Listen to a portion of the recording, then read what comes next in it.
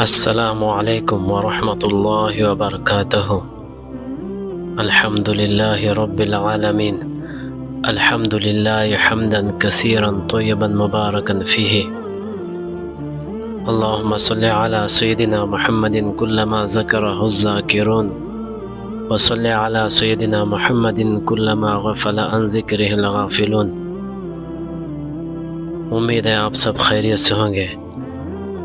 یہ وہ مبارک جگہ ہے جہاں پر 313 صحابہ کرام رضوان اللہ تعالی اجمعین نے قیام فرمایا تھا اور نمازیں ادا کی تھی، اور اللہ کے نبی صلی اللہ علیہ وسلم جنگ کے دوران وقتاً فوقتاً یہاں پر آ کر اللہ پاک سے جنگ کی کامیابی کے لیے دعائیں کرتے رہے۔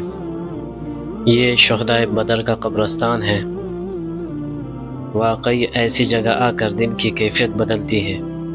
اللہ پاک سب کو یہاں آنا نصیب فرمائے، آمین۔ مدینہ منورہ سے غزوہ بدر 155 کلومیٹر کی دوری پر ہے۔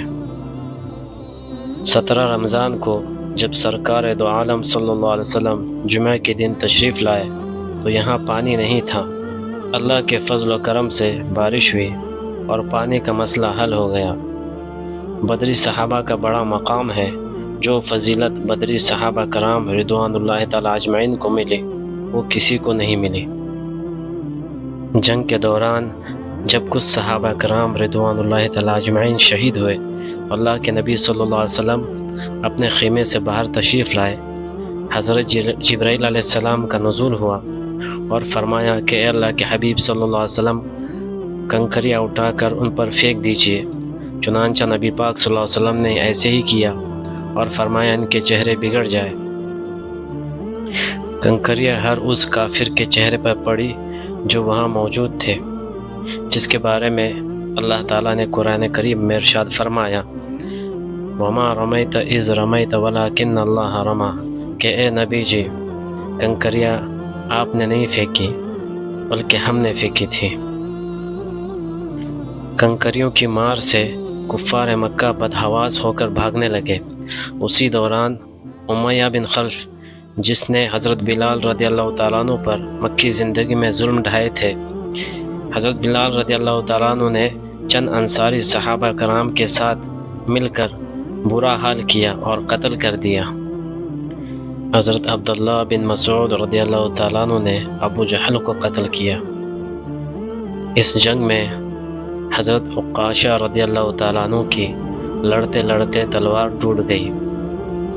پھر آپ صلی اللہ علیہ وسلم نے ان کو کھجور کی ایک چھڑی عنایت فرمائی۔ وہ چھڑی ان کے ہاتھ میں آ کر تلوار بن گئی اور وہ تلوار ان کے پاس ہر غزوے میں ساتھ رہی۔ اس تلوار کا نام عون رکھا گیا۔ حضرت سلمان بن اسلم رضی اللہ تعالیٰ عنہ کو بھی آپ صلی اللہ علیہ وسلم نے کھجور کی ایک جڑ عنایت فرمائی، وہ بھی تلوار بن گئی۔ آپ کے سامنے یہ تختی ہے، اس کے اوپر شہدائے بدر کے نام لکھے گئے ہیں۔ حضرت خبیب بن عبد الرحمن رضی اللہ تعالیٰ عنہ فرماتے ہیں کہ ایک کافر نے میرے دادا پر تلوار کا وار کیا جس سے ان کی پسلی الگ ہو گئی۔ آپ صلی اللہ علیہ وسلم نے اس پسلی کو لعاب مبارک لگایا اور اسی جگہ لگا دیا۔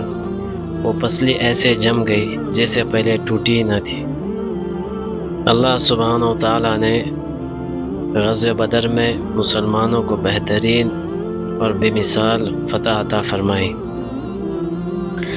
آپ کے سامنے یہ جو جگہ ہے یہ جنگ کا میدان ہے، یہاں پر جنگ ہوئی تھی۔ یہ پورا علاقہ جو ہے یہ جنگ کا میدان ہے۔